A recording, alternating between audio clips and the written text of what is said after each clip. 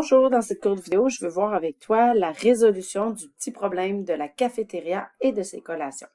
Donc ici, je te mentionnais qu'à la cafétéria, on s'assure toujours d'avoir 400 collations.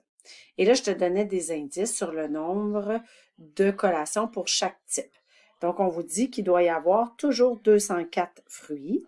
Le rapport entre les fruits et les gâteaux est de 3 pour 1 et il y a 2 fois plus de gâteaux que de galettes. La question ici était d'aller chercher justement quel pourcentage que représentent les chips dans l'offre de service. Donc là, pour être capable de répondre à ça, il faut déterminer combien j'ai de collations de chaque sorte. Donc, dans le problème qui a été donné, on vous mentionne qu'il y a 204 collations qui sont des fruits. Donc, ça, c'est réglé. Ensuite, deuxième information, on te dit que le rapport entre le nombre de fruits et de gâteaux est de 3 pour 1. Ça veut dire que pour 3 fruits, j'ai un gâteau. Donc, si on voit ce rapport-là, on peut s'en servir. Donc, pour 3 fruits, donc je peux poser une proportion. Ça correspond à un gâteau. Donc, toi, tu sais qu'à la cafétéria, c'est déjà mentionné qu'il y a 204 fruits. Donc là, avec ta proportion, tu vas respecter le rapport. Tu vas aller chercher combien qu'il y a de gâteaux qui sont offerts en collation à la cafétéria. Donc, on est en présence d'une proportion. On peut effectuer le produit des extrêmes est égal au produit des moyens. Donc, 3 fois le nombre de gâteaux doit être égal à 1 fois 204. Donc, 3 fois le nombre de gâteaux va me donner 204. J'effectue l'opération inverse. 204 divisé par 3, ça me donne un total de 68. 68 quoi? C'est qu'à la cafétéria, on offre 68 gâteaux.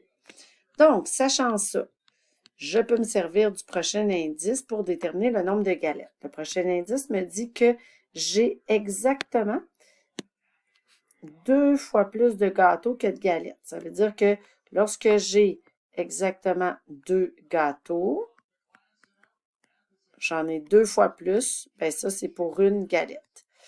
Donc, encore une fois, je vais poser une proportion. Moi, je sais que j'ai 68 gâteaux qui sont offerts. Donc, pour respecter ce rapport-là, ça donne combien de galettes? On effectue notre résolution. Donc, 2 fois mon inconnu est égal à 1 fois 68. Donc, mon inconnu va être égal à 68 divisé par 2. Donc, mon inconnu va être égal à 34. Donc, je suis donc à présence de 204 fruits. J'ai 68 gâteaux, 34 galettes. Qu'est-ce qui me reste? Je sais que 400 collations en tout. Je lui enlève le nombre de fruits. Je lui enlève le nombre de gâteaux. Je lui enlève le nombre de galettes. Ça me donne un total de 94 collations.